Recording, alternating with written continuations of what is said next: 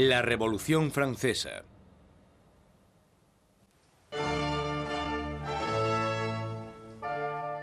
En la primavera de 1770, nadie hubiese podido prever los turbulentos acontecimientos que estaban a punto de suceder. El Palacio de Versalles se llena de distinguidos miembros de la corte real. Acabado en 1682, Versalles fue la obra maestra del rey Luis XIV.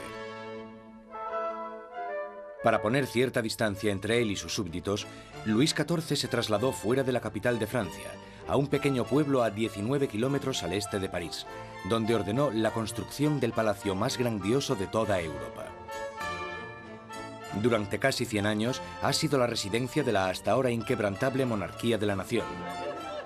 Y hoy es testigo de una boda muy importante. El nieto del rey Luis XIV, el príncipe Louis Capet, el siguiente en la línea sucesoria al trono, está a punto de casarse.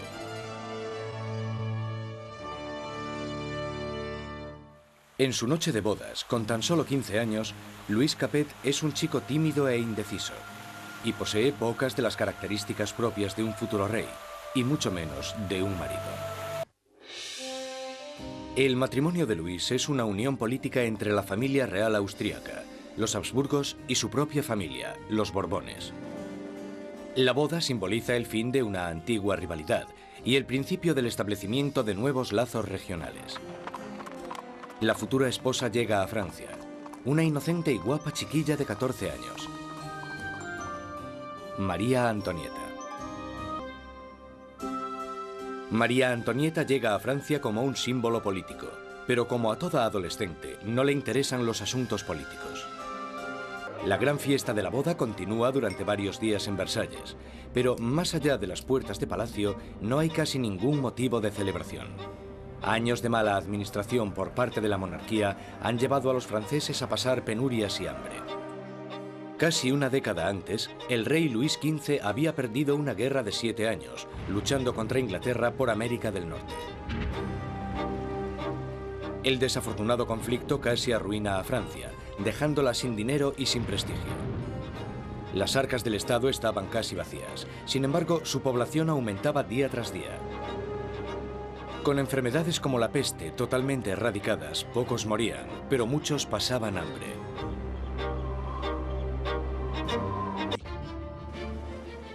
Cuatro años después de la boda real, el abuelo del príncipe Luis pierde su última batalla, contra la viruela. Muere Luis XV, un rey derrotado e impopular, dejando atrás a un país al borde del caos. En una espléndida ceremonia, el joven príncipe Luis hereda el trono y es coronado como Luis XVI. A pesar de la grandeza de su coronación, Luis XVI es totalmente consciente de que no está en absoluto preparado para ejercer de rey. Con un reino en crisis, Luis XVI es el peor hombre para estar al mando. El rey de 20 años reza: «Protege, Señor, a aquellos que reinan demasiado jóvenes».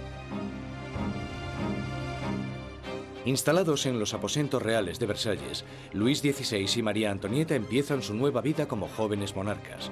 Aunque solo a 19 kilómetros, en París, está surgiendo una nueva era. Una era que entra en colisión directa con la monarquía en sí. Es la peligrosa nueva era de las ideas, la era de la Ilustración.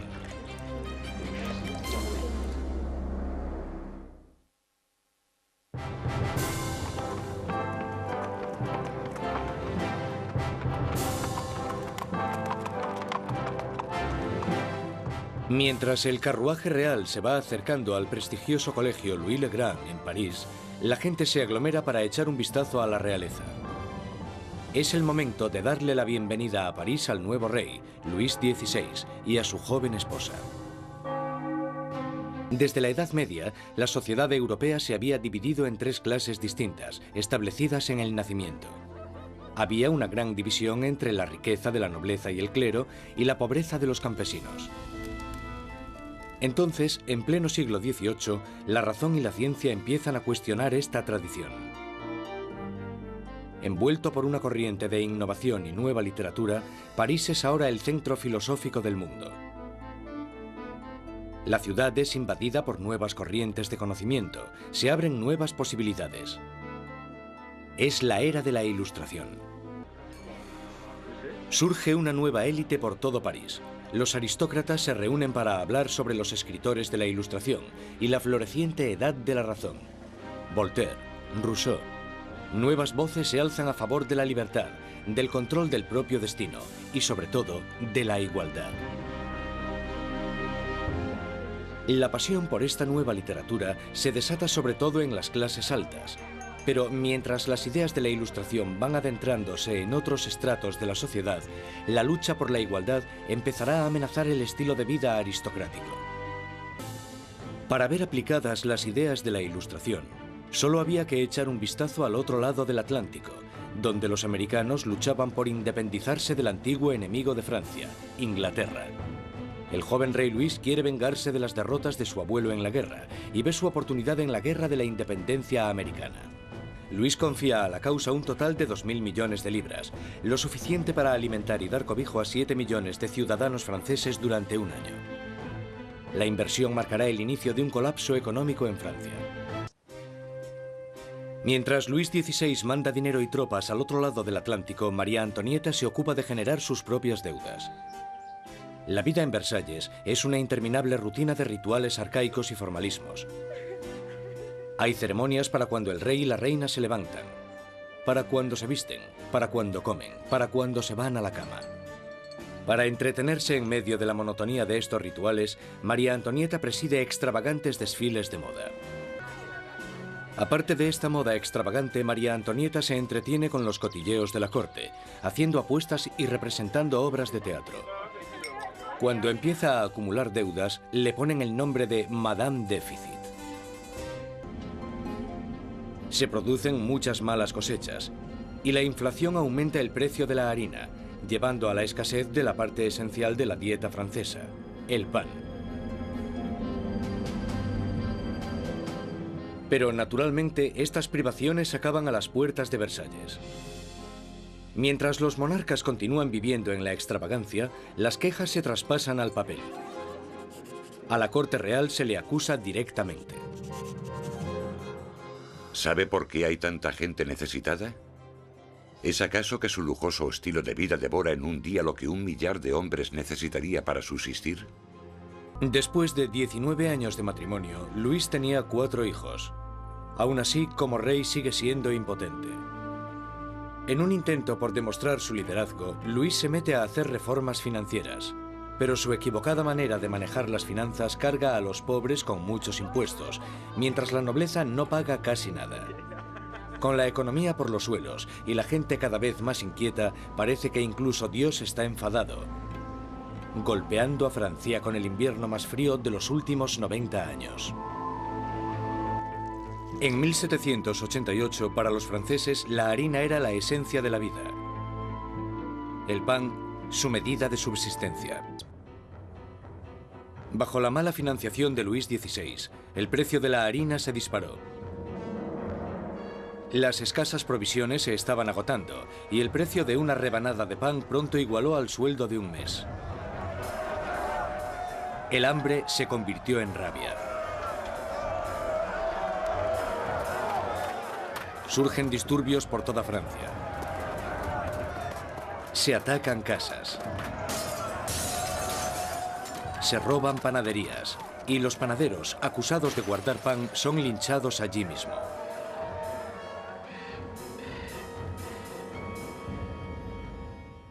Con la economía destrozada, los bancos fuerzan a Luis XVI a contratar a un ministro de Economía, Jacques Necker. Necker, un pensador progresista, es popular entre la gente de una manera que Luis XVI solo puede envidiar. Con la nación en crisis fiscal, Necker insta a Luis XVI a convocar una reunión con el tradicional cuerpo representativo del reino, los Estados Generales. Es la primera vez en 175 años que se reúne a estos representantes. 4 de mayo de 1789. Un destacado joven abogado y político llega a Versalles.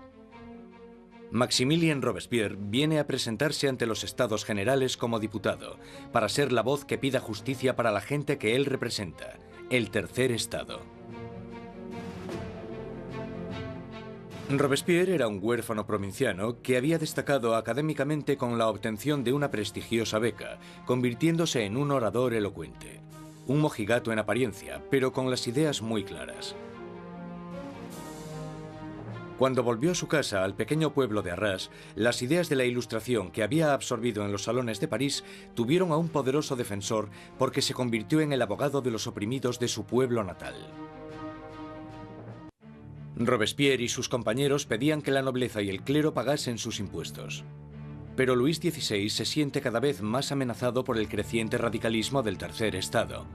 Entonces, el 20 de junio, después de 6 semanas de estancamiento, los diputados se dan cuenta de que están siendo silenciados. El 20 de junio, cuando los diputados llegan a la reunión y encuentran las puertas cerradas, sospechan de un complot. Van a la sala, que era lo que nosotros llamamos la sala de juego de pelota, pero que en realidad era un frontón, se reúnen y juran que no dejarán de reunirse hasta que tengan una nueva constitución. Los diputados deciden constituirse en una nueva Asamblea Nacional y ser los verdaderos representantes del pueblo de Francia. El juramento del juego de pelota es uno de estos grandes y simbólicos momentos de la historia de la Revolución Francesa. Tienes a todas estas personas reunidas en este gran espacio abierto que es la sala de juego, levantando sus brazos en una especie de saludo casi romano, y para esta Asamblea Nacional fue el momento en el que se dan cuenta de su poder y dignidad, y realmente vieron que podían derrocar al rey de Francia. La Asamblea Nacional nace de un revolucionario estado de rebeldía. Será una comunión de voces procedentes de todo el país, un cuerpo parlamentario representando la voluntad de la gente. Pero arrebatarle el poder al rey no será tan fácil como firmar una simple proclamación. A principios de julio, 30.000 soldados toman posiciones en los alrededores de París. Para defenderse, la gente forma una nueva Guardia Nacional. Los revolucionarios asaltan las armerías de París y se van con más de 28.000 mosquetes. Lo único que les falta es la pólvora, y la gente sabe dónde encontrarla. En el centro de París se alza un enorme castillo de piedra, conocido como el símbolo del dominio feudal, la Bastilla. La prisión acoge los almacenes de pólvora de la ciudad y se conoce como la prisión de las torturas y las muertes inexplicables. En medio de las revueltas se produce un sorprendente escándalo. Luis XVI despide a su ministro de Economía, el apreciado Jacques Necker, por portarse demasiado bien con el pueblo. Horas después de despedir a Necker, llega a París la noticia de que han despedido a su hombre preferido de la corte. No queda más opción que la sublevación. El 14 de julio, multitud de gente se reúne identificándose entre sí con un pequeño emblema. Rojo y azul son los colores de París, separados por el blanco, el color de la Casa de los Borbones. El tricolor ha nacido. De entre la multitud exaltada, una voz grita: ¡A la Bastilla! Cuando el director de la Bastilla, Bernard Delaunay, se entera de que una gran multitud se está aproximando a la prisión, intenta cerrarla. Monta una defensa desesperada, pero los revolucionarios asaltan la fortaleza y arremeten contra los guardas con cuchillos y lanzas. Finalmente, el director Delaunay se rinde, pero la multitud enfurecida le agarra arrastrándole por las calles, le abuchean, le dan patadas y le golpean hasta que grita: «¡Dejadme morir!». La multitud entusiasmada accede con mucho gusto a su petición. Le apuñalan, le disparan y nace una revolucionaria tradición. Su cabeza decapitada desfila por las calles clavada en una lanza. Con el humo aún levantándose de la Bastilla, Luis XVI vuelve de su viaje de caza. Debajo de la fecha del 14 de julio de 1879 escribe: «Nada», refiriéndose a su desafortunada caza. Un asesor le interrumpe con las noticias de los disturbios y la caída de la Bastilla. Luis XVI le pregunta: ¿es una revuelta? No, señor, responde. Es una revolución.